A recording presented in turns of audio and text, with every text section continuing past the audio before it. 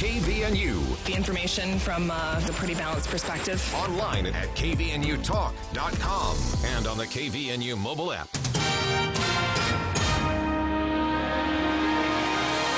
KVNU News Time, 5:05. I'm Bill Walter with this update brought to you by Roof Rescue. Ogden police on Monday arrested a man in connection with an aggravated murder in June, according to an officer's affidavit. It's the second homicide arrest in 3 days.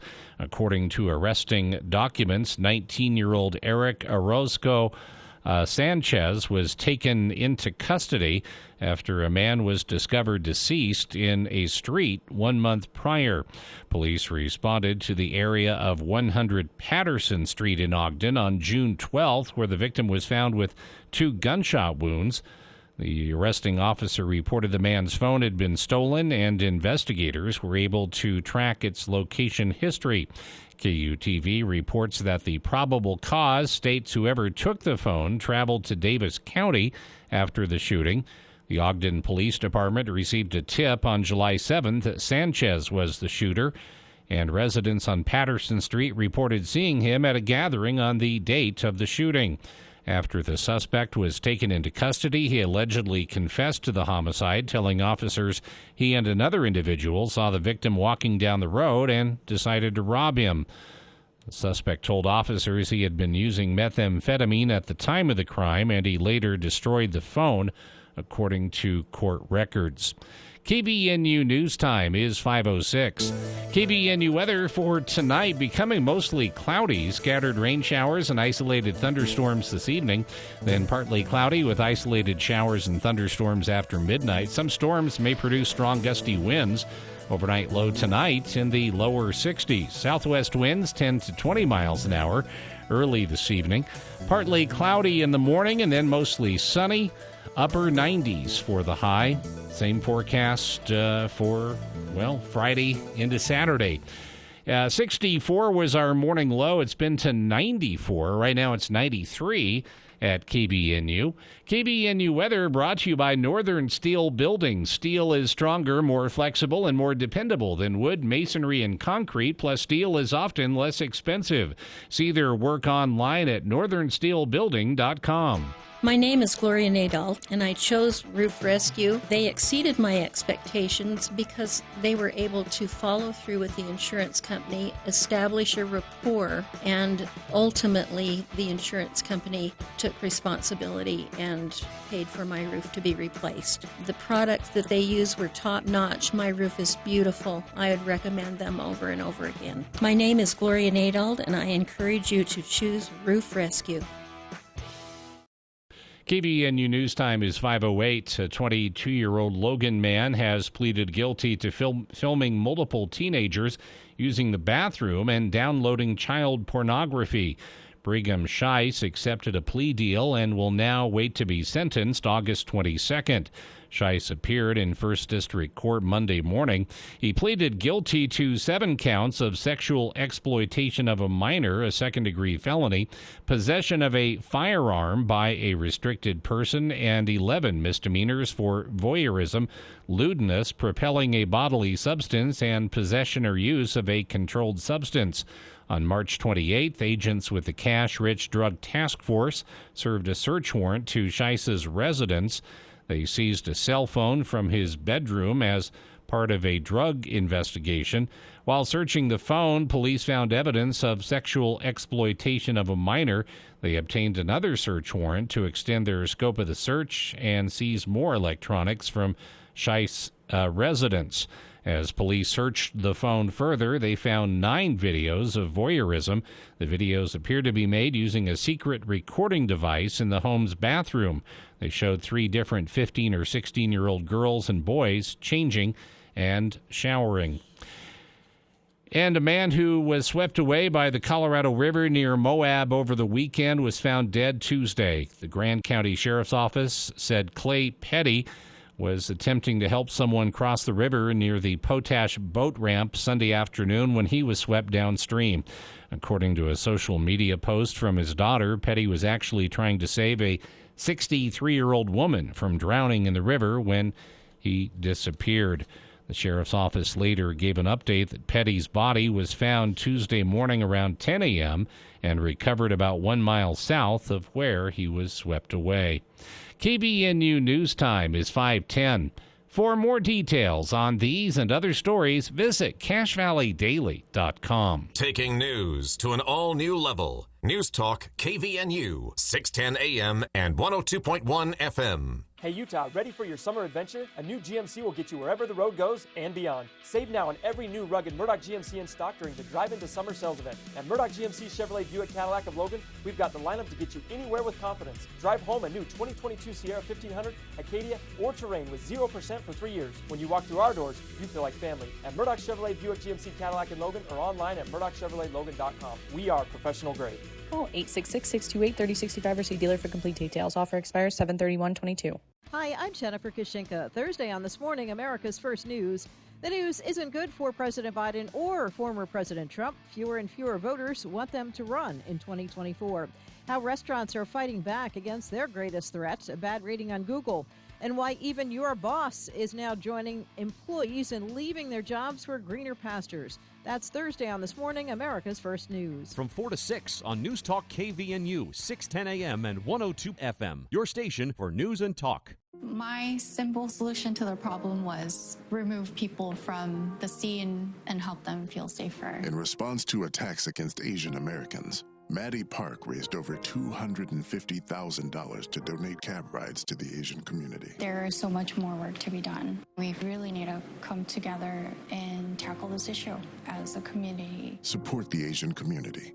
Learn how at lovehasnolabels.com. Brought to you by Love Has No Labels and the Ad Council.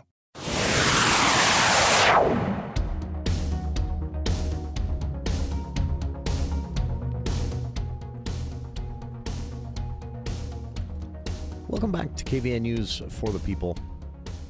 Hour 2 of today's show is Wednesday, July 13th. I'm Jason Williams. Bill Walter here in the studio as well. Coming up this hour, Veterans Association here in Cache Valley and the new Veterans Resource Center hosting a big event this Saturday, pooling resources from all over the state in one air-conditioned, I should point that out. Last year they did it outside, and people complained. It was a little warm. They're doing it in the air-conditioned building. They're at their own location. It's roughly 1700 North in North Logan. It's straight across the street from the Sports Academy and Racquet Club. Easiest way to recognize where the Veterans Resource Center is. But this Saturday, they're having a Veterans Resource Fair. We've got the details for you coming up this hour. The Lieutenant Governor today urging people to spread the word on a big thank you from the Utah State Legislature and Governor's Office in the form of $2,000 bonuses. For who? Anyone who had anything to do with child care in any way during the pandemic.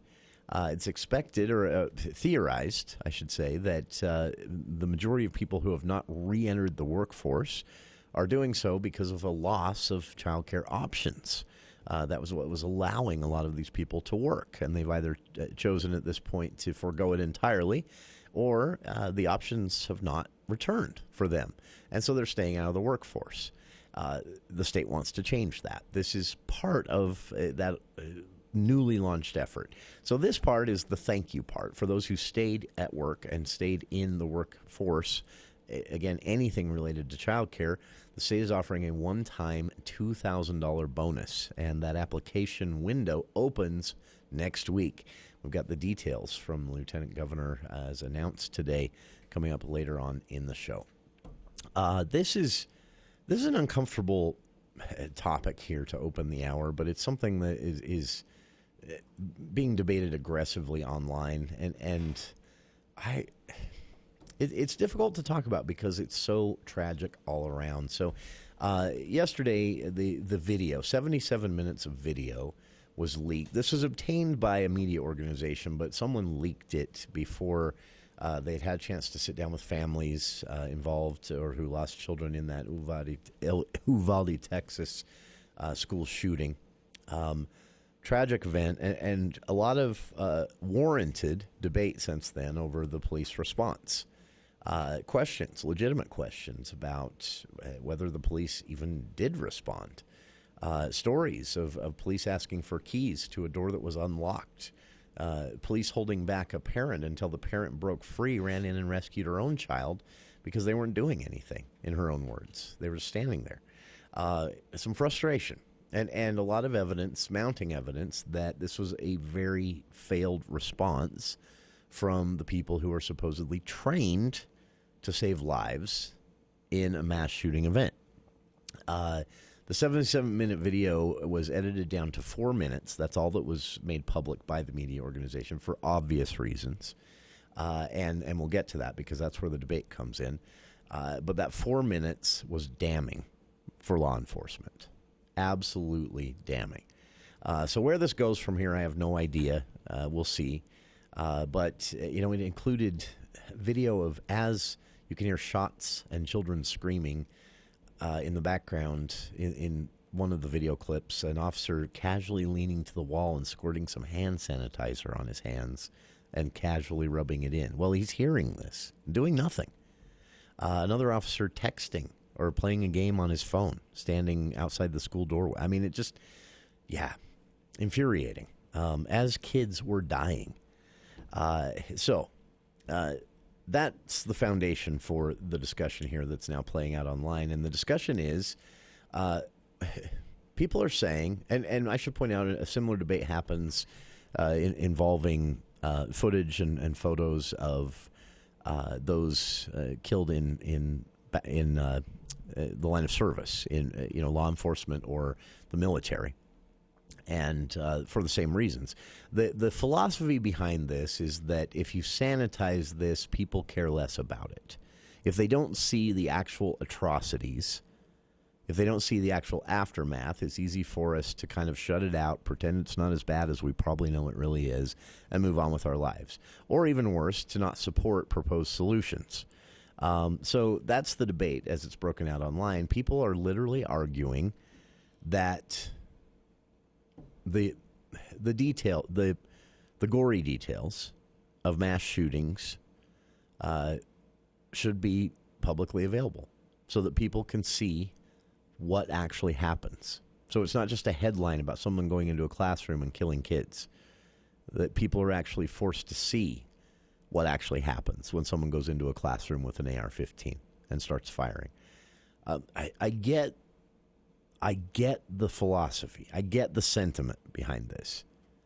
Like I said, there's a similar debate over... So the military, the Pentagon, has a policy on photos of even coffins of servicemen and women who have been killed in battle. For me, the first time I discovered this debate was it came up during the big debate over whether we should, increase troops in Iraq in 2005 and 2006, after we'd been there already for a while. And it was looking to be an endless war at that point. One side saying we should draw down, the other side saying we should beef up. And that was the political debate. And in the midst of this, people were saying, look, the American public has no idea what we're talking about here. This is just a headline in a video game to most people. They need to see what happens. They need to see coffins of dead soldiers coming back on a plane. They need to see that there are real-life consequences. These aren't just news stories. These aren't just headlines for you to read and move on from. And I get that. I get that sentiment. I do. I understand why someone would make that argument, that if you let people become removed from this, separate it from the reality of the atrocity itself, then, it's easy for people to absorb it as just part of regular life and move on. It would be jarring to see the actual photos and video.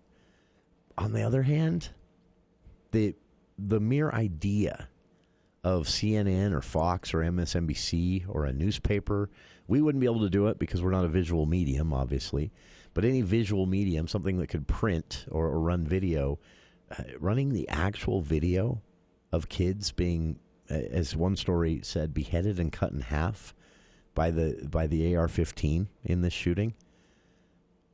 I don't know, man. I don't know that needs to be out there for public consumption on a regular news loop. I get the sentiment. I do.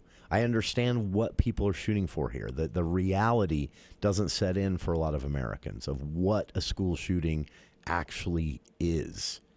It's just a headline. It's a news story, and it's easy to just kind of, compartmentalize in your head and move on with your day. Whereas a photo or a video of what actually happened inside that school, you'd never forget seeing. I understand the thinking behind this. I don't think it should happen. That's my take. If you want to see some of the arguments, both for and against this, as they've broken out today, and these aren't just in social media comment circles. These are, lawmakers in Texas actually debating this. Members of the media debating this. The newspaper that released the 4 minutes pointing out that their news team had to watch all 77 minutes to get to that 4, and that several of their news team are still pretty traumatized by this experience because they saw it.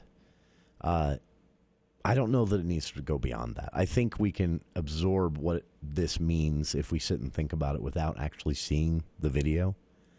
But again, I get the argument. I've linked to some of the most interesting coverage of this debate going on in Texas right now on our Facebook page, and we'll be back right after this. Hi, this is Drew Allen with Allen Mortuaries. Over the years, thousands of families have planned ahead with Allen Mortuaries. Planning ahead helps you make informed and thoughtful decisions. It also spares your family the stress of making these decisions under the pressure of time and strong emotions. Allen Mortuaries' secure pre-need trust plan can save you nearly 40% versus other plans. Keep it simple, safe, and secure. Go with the proven choice, Allen Mortuaries. Voted best funeral home in Cache Valley in northern Utah. Allen Mortuaries. Then, now, always. Who do you turn to if you want to change out your wood or pellet stove? Advanced Fireplace and Stove. They were voted the gold medalist for Best of Northern Utah for the second year in a row in the fireplace retrofit category. Be ready when the government's next wood and pellet replacement incentives pop up. Advanced Fireplace can help you navigate the paperwork. For more information, call Advanced Fireplace and Stove, 752-7272. Online, advancedfireplaceandstove.com. I've got a math question for you. When you add tolerance, subtract prejudice, and multiply efforts to treat one another with respect, what do you get? Less division. And school sports have it down to a science. Looking for an example of what can happen when we realize there's more that unites us than divides us? Look no further than high school sports in Utah. This message presented by the Utah High School Activities Association and the Utah Interscholastic Athletic Administrators Association.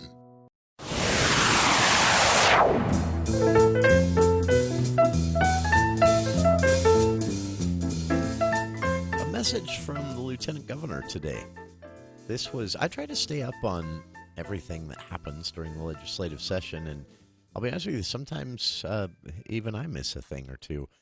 This was quietly rolled into some child welfare policy that was passed during the legislative session, and the Lieutenant Governor was actually on hand at the Office of Child Care in Salt Lake City today as Department of Workforce Services announced what is basically a program offering $2,000 one-time bonuses for anyone in Utah's nearly 12,000 plus registered child care workers workforce. The problem is, they said, since this program started back in the spring, a lot of people are not applying. And so they're trying to get the word out on this. This was passed as sort of a thank you, if you will. Well, I don't know. That's maybe a bad way to put it. It was kind of a thank you from lawmakers, taxpayers via lawmakers. But it was also a measure to try and get, since the pandemic, one of the things that they believe kept a lot of people that were previously in the workforce out of the workforce has been lack of child care options. A lot of independently owned and operated child care services disappeared during the pandemic. Sometimes the Deseret News did a great interview with a whole bunch of them, and sometimes it was because they, they just didn't want to take the health risk of having children in their home or at their facility. Other times it was because, they couldn't function. They didn't have enough people still signed up to keep the lights on, so they would close. But either way, a lot of them didn't come back. And so this is a way to try and encourage people back into the workforce, but also to those who are still in this industry to say, a big old thank you to them, recognizing how hard the last few years have been for them specifically. So it's a $2,000 one-time bonus from the state. It doesn't have to be paid back. All you have to do if you are a child care worker, and this can mean a lot of different things, so I'd encourage everyone, as the Lieutenant Governor did today, to go check for yourself to see if you qualify. You don't have to, own a child care business or be a licensed child care provider at your home. There are a lot of other child care worker positions that would qualify. But again, you might be eligible for $2,000, $2,000 bonus from the state. All you have to do is register, and there's a website they've set up for that. It's careaboutchildcare.utah.gov. Careaboutchildcare.utah.gov. And so, some of the qualifications, this would apply to a licensed family, hourly center, commercial preschool, Department of Workforce Service approved exempt center. That's a technical term for that. DWS approved provider's home, child's home, out of school time program, exempt school age programs, owners, directors, caregivers, other staff of child care licensed provider portal members, a lot of things. I'm just randomly jumping around this list here of who might qualify. So upon application approval, the Lieutenant Governor said you will receive a significant one-time bonus, $2,000, as a thank you from the state of Utah for serving Utah's children and families and youth on the front lines every day. So, again, it's a simple process. The Care About Child Care website, careaboutchildcare.utah.gov, or they made it even easier. You can go to cac.utah.gov. There's a registration and a FAQ center there if you have questions. And registered applicants will be invited to apply for the bonus during the open application period. So, and that starts next week, by the way. So careaboutchildcare.utah.gov or cac.utah.gov. Or more information can also be found by clicking the child care worker bonus button there at jobs.utah.gov. So 3 different ways you can get to this.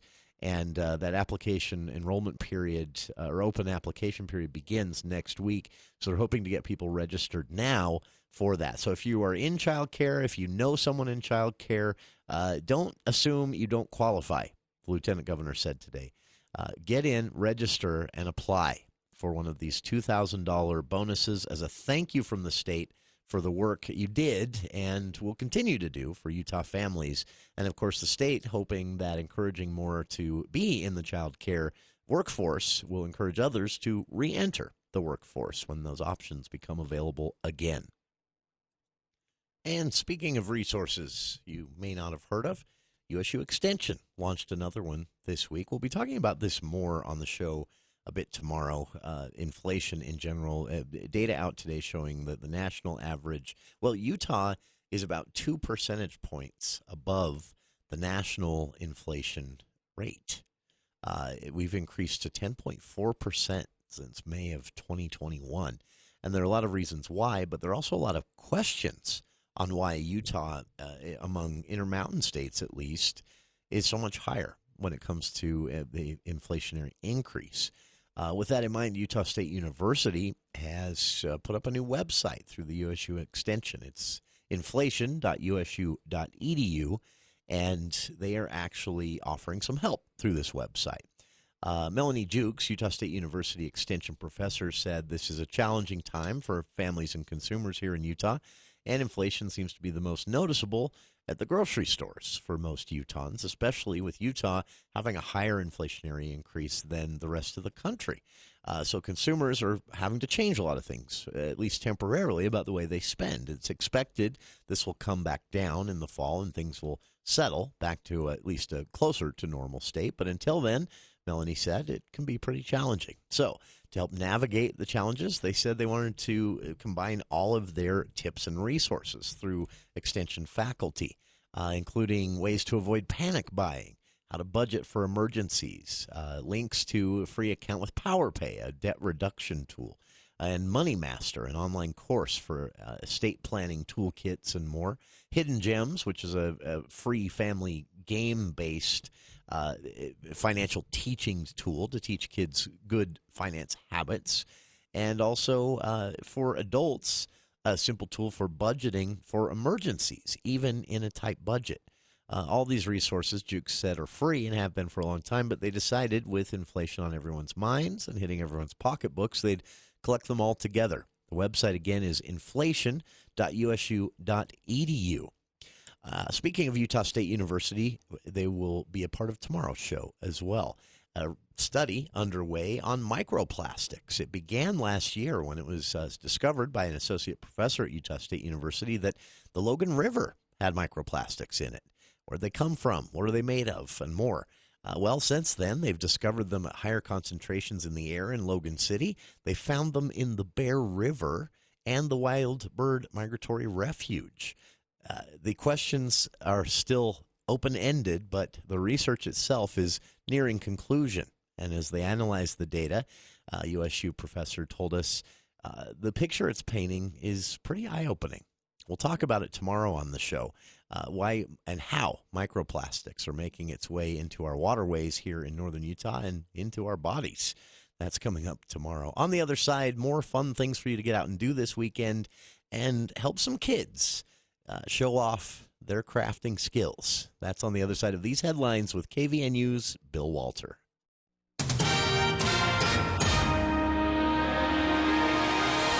Thank you, Jason. KVNU News Time is 5:31, and the news is brought to you by Northern Steel Buildings. Doctors have given a 7-year-old Layton girl only months to live after a tumor was found in her brainstem just a few weeks ago. Earlier this month, Kate Tyler noticed her daughter Jane was displaying a reflex with her left foot called the Babinski sign, which is normal for babies but can indicate neurological issues for those older than 12 months. The Tylers took Jane to the hospital for a CT scan that same night. Everything appeared normal, however. But while getting ready for a follow-up appointment with a neurologist on July 5th, Jane was walking with an unsteady gait and had unusual eye movements. A decision was made to bring Jane to Primary Children's Hospital, where an MRI showed Jane had a gumball-sized tumor in her brainstem. While undergoing a biopsy to help assess a course of treatment, Jane's heart was unable to withstand the procedure, forcing doctors to stop and not perform the biopsy. Doctors told the Tylers that Jane had just 9 to 18 months left to live because surgery is not an option due to where the tumor is located. A GoFundMe page has been created to help the Tylers with its medical bills and allow them to focus on Jane and ensure that they are able to spend memorable moments with their daughter.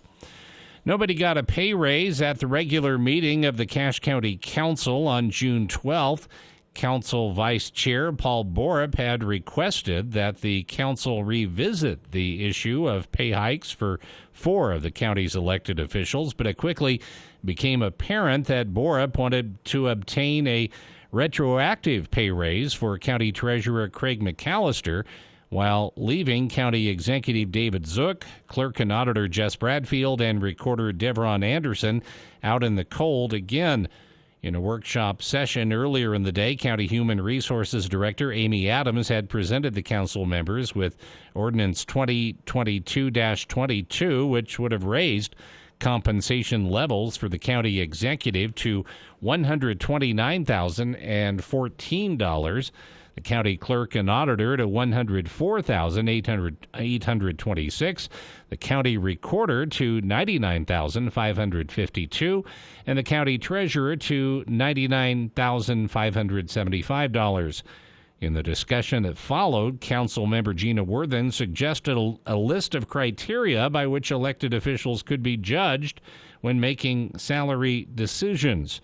Worthen's suggestions included the elected officials' demonstration of efficiency, how well they manage money, their professionalism, honesty and integrity, their professional competence, their length of time in office, their professional certification, among other criteria.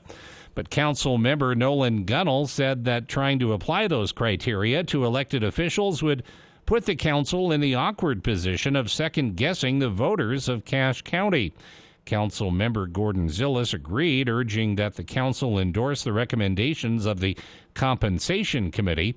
Tidwell called the vote on Borup's motion, which failed to pass in the absence of a tie-breaking vote from Council member Carl Ward, who was excused from the meeting. Zillis then made a motion, seconded by Gunnell, to accept the pay hike recommended by the Compensation Committee effective July 1st, 2022.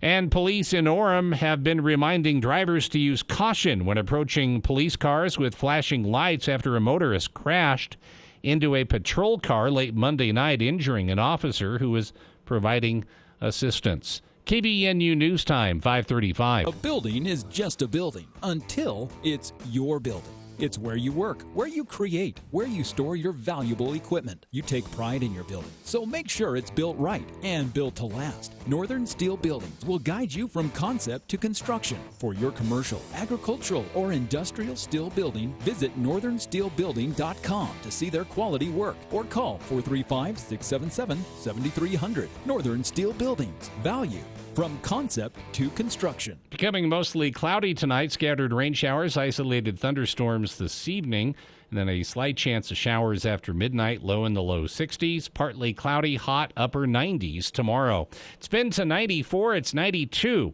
right now. And for more details on these and other stories, visit CacheValleyDaily.com. Wow, your cars look so shiny. Thanks. I've been taking them to Green Gorilla Car Wash. Thanks to their new ceramic application, my cars have never had such a glossy shine. Sounds expensive. You haven't heard about their sale? Right now, their Jungle membership with ceramic coating is half off for every vehicle. Instead of $30 per month, I'm only paying $14.99 from now until September. That's such a great price. I know, and my half-price membership is good at both Green Gorilla locations in the valley. I better head to Green Gorilla now.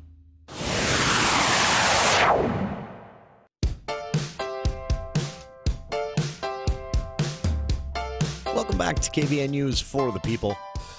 We're all familiar with farmers markets. Often take advantage of them myself. It's a great way to pick up things that I don't have the energy or the time or the focus or the green thumb to raise myself. It's also kind of fun to be out in the midst of a farmer's market for a lot of different reasons. One takes place in downtown Logan, there at the historic courthouse in the parking lot behind every Saturday. There's also one in Brigham City, one that takes place up in Preston, a couple of smaller community farmers markets as well. But one that you may not have heard of and will want to take advantage of now that you know is called the Kids Farmers Market. It happens every Saturday out in Hiram, and we reached out wondering how this works, how people can be a part of it, and where the idea came from. Our own Bill Walter had a chance to talk with organizers. Take it away, Bill. On the line today, we have Amanda Butler, who is one of the coordinators on a committee with four others that oversee what's known as the Hiram Farm Kids Market that sets up shop every Saturday in Hiram. And we've got Amanda on the line. Amanda, thanks for spending a few minutes with us today here on KVNU. Yeah, thanks for having me. So what can you tell us about the Hiram Farm Kids Market? It's I guess it's coming up again this Saturday. Yeah, so it's a market. It's like a farmer's market, but all the vendors are kids, and we run every Saturday in the Hiram City baseball fields from 9 to noon, but every vendor is a kid. So cool. That is so neat. So what went into the decision to come up with a market like this, and especially where it's all children that are running it? So actually, the idea was started last year. This is our second year running, and last year, a woman named Shelley Sadler, her kids came to her and said that they had seen kids markets in other towns and other places, and they wanted to start one in Hiram. So they went to the city council, Shelley Sadler and her kids, and went and asked the Hiram City Council if they could start a kids market, which they said yes. So the idea actually came from some kids. And Shelley Sadler stepped back from running the market last year, but now we have a committee running it, and we're trying to keep it going. All right. Well, that's great. Kids came up with the idea for the kids market.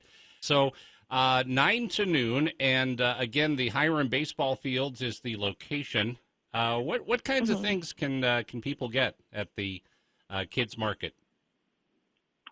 Oh, we have so many, such a wide variety. Anything you'd see at a farmer's market. We have kids who feed their own chickens and bring the eggs to sell. We have kids who make lollipops. We have kids who make jewelry. Our age range is from 5 to 17, and so we end up getting a large variety of items. We have body scrubs, all sorts of different kinds of food, popcorn. Some people make fresh popcorn.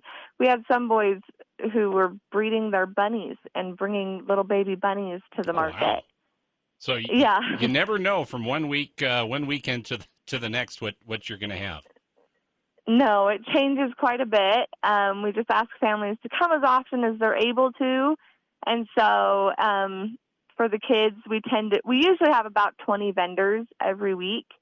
But it does change from week to week. There's all different things. Oh, that is great. So how long are you going to keep this running this year?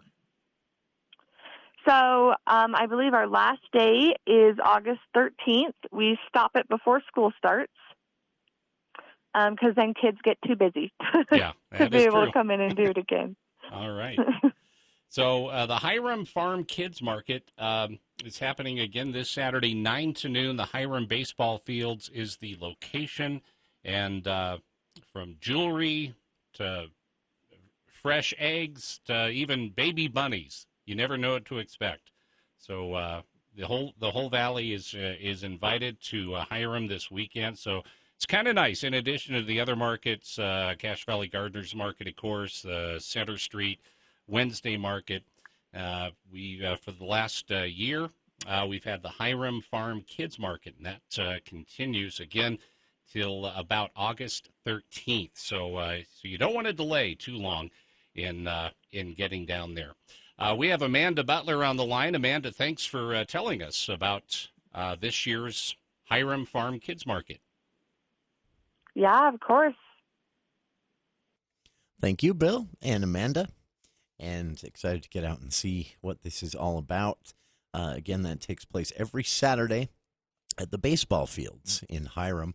You can find the Hiram Farm Kids Market on Facebook. I've linked to their page on our own, or you can just search for Hiram Farm Kids Market, a farmer's market run by kids. And they have some really cool stuff. In fact, looking at their Facebook page here, one of the vendors will have frogs and pens. These are made by teenagers at the south end of the valley, and they nearly sold out of them last weekend on Saturday, of the July 4th weekend. But I'm told that they'll have more coming back, and these are really cool little works of art and bunnies too. I'm excited about bunnies, huh, Bill? Thanks again to Amanda for joining us and Bill for reaching out and getting them here on the show today. I wanted to talk a little bit more about farmers markets because with this interview triggering my memory, I recently listened to an audiobook on food. If you haven't had a chance to read or listen to some of the latest research and history of food in our current world, we've all experienced the weird Maverick cups, the supply chain breakdown and things like that during the pandemic. But I've listened to a few books now that have really got me thinking about how our relationship with our food, where it comes from. And one of the books that I read, this was a physical book, showed a picture of an item that a person bought at a store, not a farmer's market, but a department store, a grocery store, a chain grocery store in the UK. And the author, when purchasing this, got curious and did some tracking and showed the travel of this food. It starts in Africa, ends up at a port in Beijing where it's stored for a while, and then is distributed up through, of all places, ports in Iceland, and then down to Ireland, and then, and so that's what the author, she purchased this item at a grocery store in her local area there in, I think, right in London, and but 30 miles away, it's grown. It's grown 30 miles away from her home, but she bought one at a grocery store blocks away from her home that had originally come from South Africa and had been, transported by ship to, ports in Beijing. And it's just weird to think about. Now, obviously, with some foods, seasons and things like that play a large part in that. But it really makes you wonder if it doesn't make you wonder. It kind of confirms we haven't thought a lot of this through.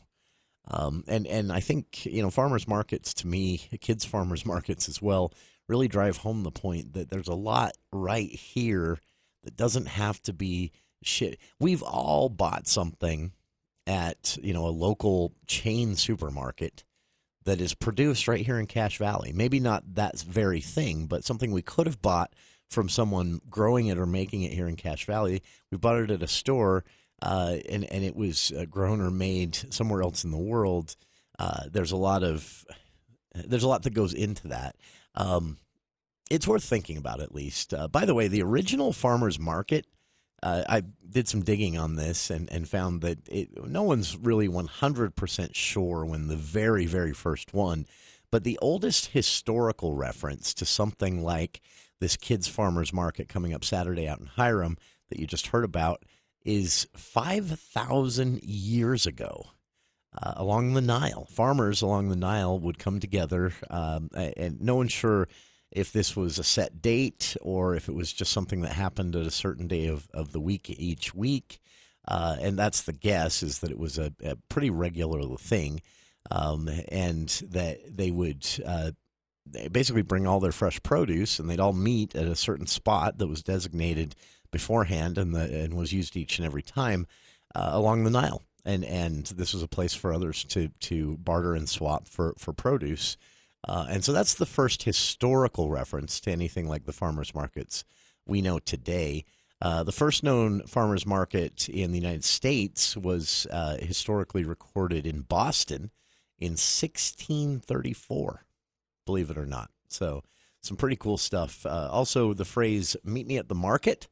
This came from those, same style of farmers markets, except in large cities. What would happen is, local merchants and farmers would just, they'd all show up on a street corner with all their wagons. They kind of take the intersection over for the day, selling their goods. And that was also referred to as a farmer's market. So a little trivia there on farmer's market. Again, the Hiram Farm Kids Market is every Saturday at the baseball fields there by the rodeo grounds in Hiram. And you can find them on Facebook as well. Just search for Hiram Farm Kids Market, or you can also contact them there as well. They've got some information. And again, thanks to Amanda for joining us here on the show today, Bill for reaching out and making that interview happen. And we'll be back with more of For the People right after this. Hi, this is James Stevens with White Pine Funeral Services. At White Pine, we value compassion, integrity, and service. We are committed to serving you and treating your family as our family. We will be here when you need us most, to listen, to help, and to provide exactly what your circumstances require. At White Pine, we promise to dedicate our time and attention to you and your family. We invite you to come by and meet us. We're confident you'll feel a difference. Here at Legacy House of Logan, people often tell us, I promised my mom I would never put her in a nursing home. Or, Dad told me he never wanted to live in one of those places. But it's important to remember that senior care is one of the toughest and most stressful jobs you'll ever have. Legacy House of Logan can be your extra set of hands, from bathing and dressing to help with medicine, cooking, and housekeeping. On 1400 North in Logan, and online at legacylogan.com.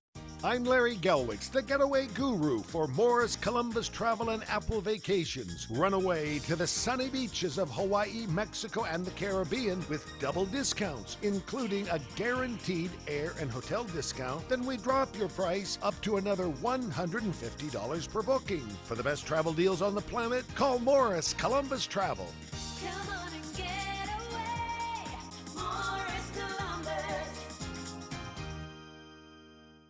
Utah Festival Opera and Musical Theater is celebrating 30 years of music in the mountains in Logan. Join us July 6th through August 6th for dozens of musical theater performances, plus late-night cabarets, breakfast with the stars, academy classes, and more. Do not miss the chance to see a silent movie with live accompaniment by a professional theater organist on the mighty Wurlitzer organ. Professional performers are here from all over to bring you Joseph and the Amazing Technicolor Dreamcoat, Carmen, The Magic Flute, The Man of La Mancha, and She Loves Me. Buy your tickets at utahfestival.org. Welcome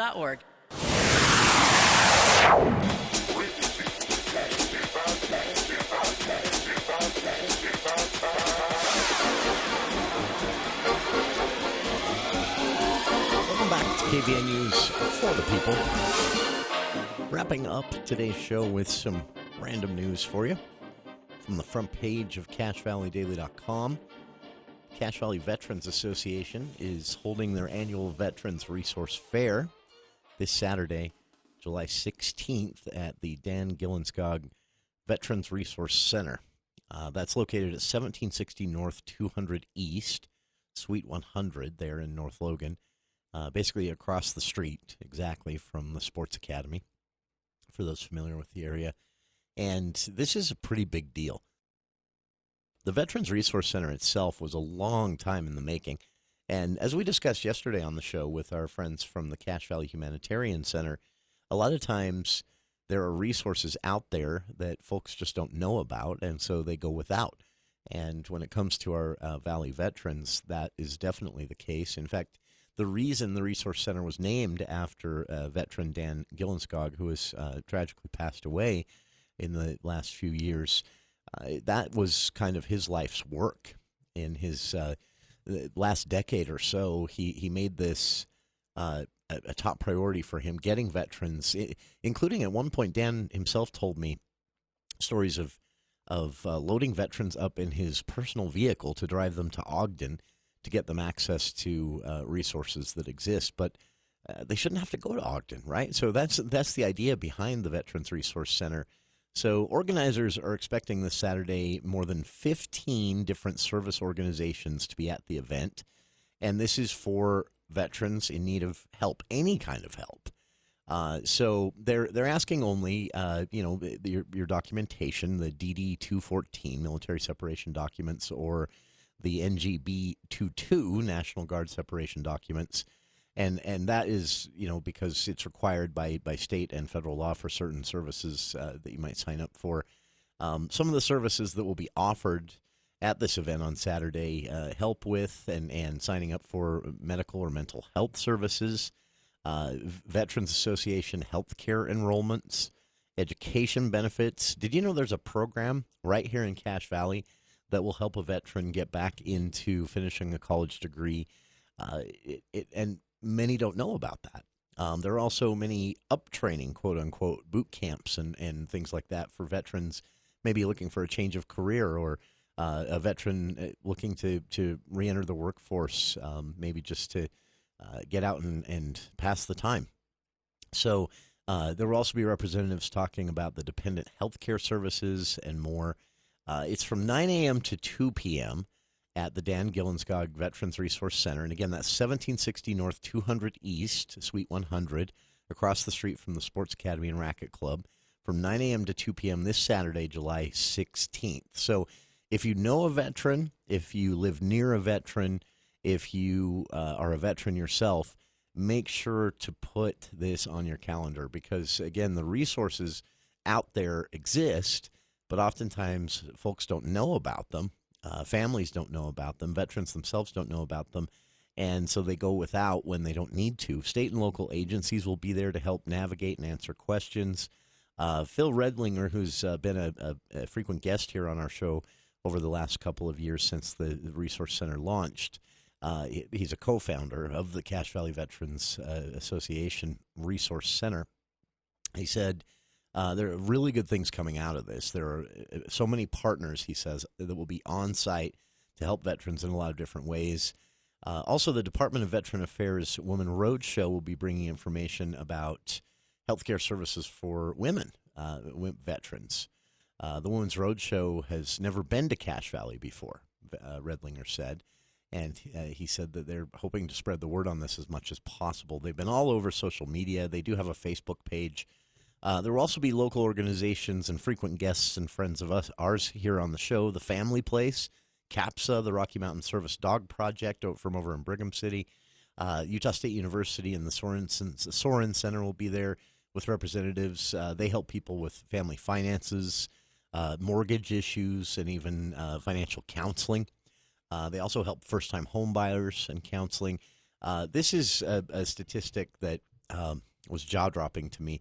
In some recent data discussed during a legislative interim meeting on Utah's housing crisis and housing affordability crisis, it was presented that a large number, an outsized percentage of Utah's temporarily homeless population, that means that classification means people who have either been in a home but currently aren't, people who are currently homeless but are on their way towards a home.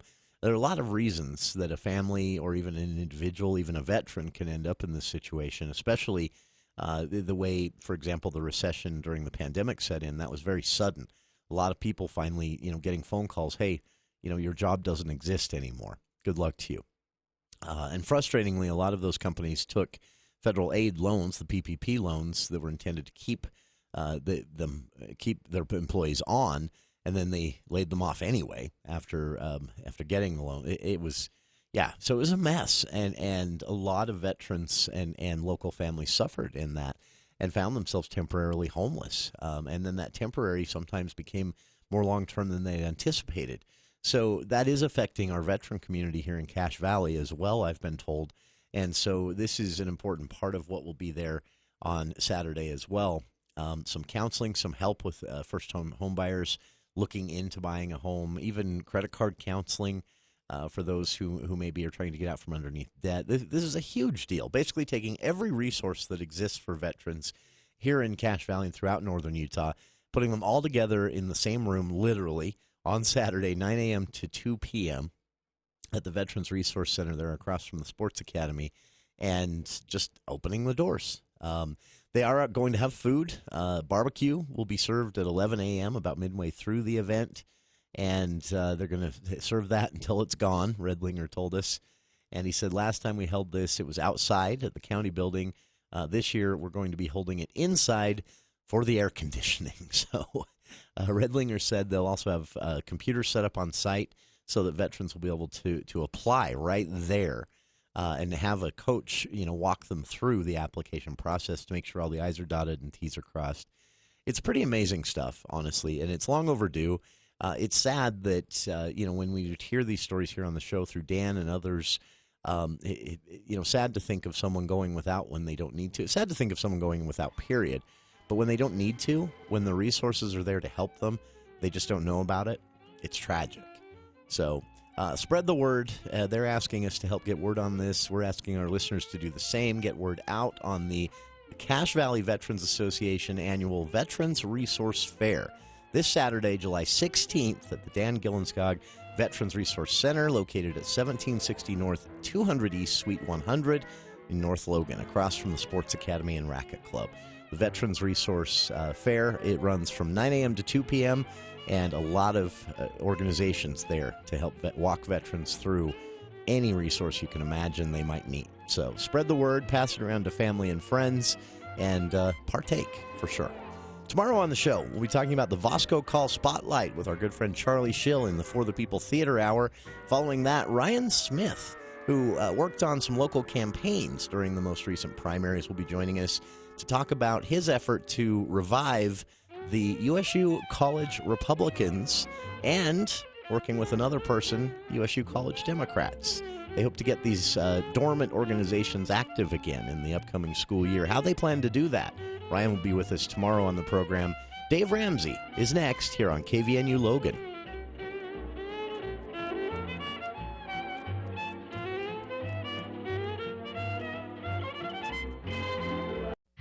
Breaking news. Stimulating talk. Here's what we do. The biggest problem we have is ignorance. KVNU Logan. 610 AM and 102.1 FM.